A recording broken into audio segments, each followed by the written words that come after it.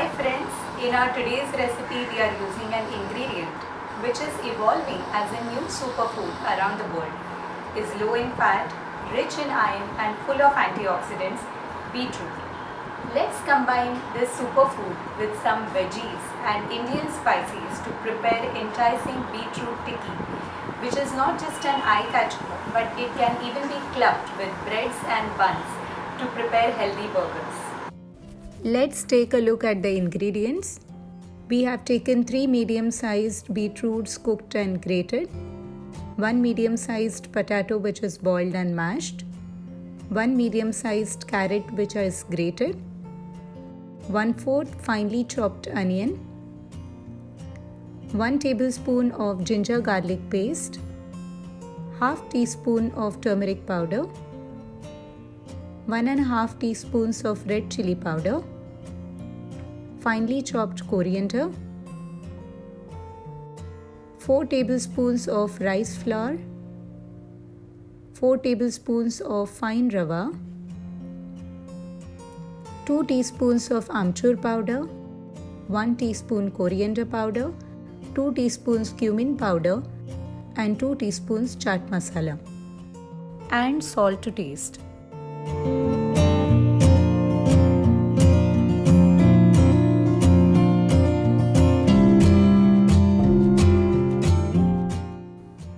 We begin with squeezing the water out of the beetroot. This is an important step because the beetroot has to remain relatively dry while we prepare the tikkis. The water that you get, don't discard it because it is a great detox and has liver protective properties.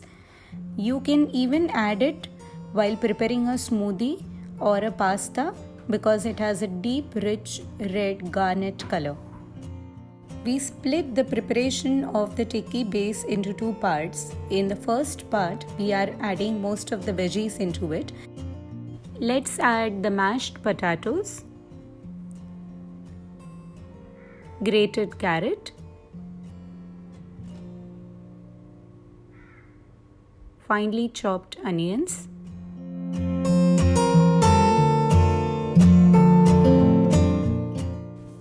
and ginger garlic paste. The combination of beetroot and carrot is very healthy and is used to treat anemia.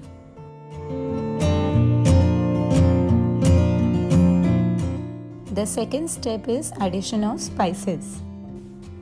We add turmeric powder, cumin powder, coriander powder, chaat masala, red chili powder and amchur powder.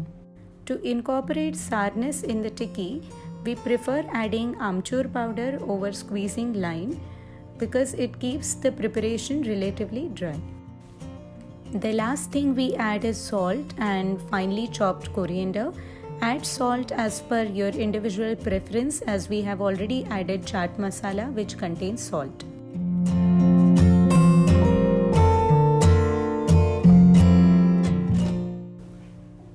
Now take a portion of the mixture, roll it into small balls and flatten it a little bit to give it an appearance of a tikki.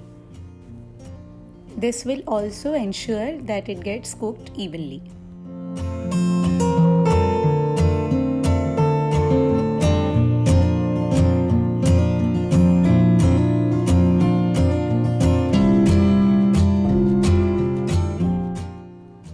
We now add the rice flour and rava and mix it well in a plate. This serves as a coating for the tikki and gives it a crunchy texture and taste. We now heat a frying pan and add little butter to it. Let it melt. Let's take the ball of the mixture that we have prepared and coat it with the rava rice flour before we add it to the pan for shallow frying. Now gently place them in the frying pan.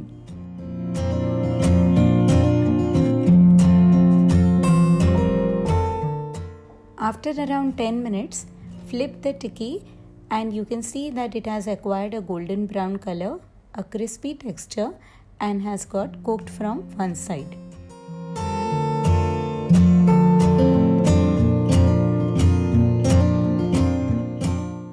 Once it has got evenly cooked from both the sides, we know that we are done with the preparation.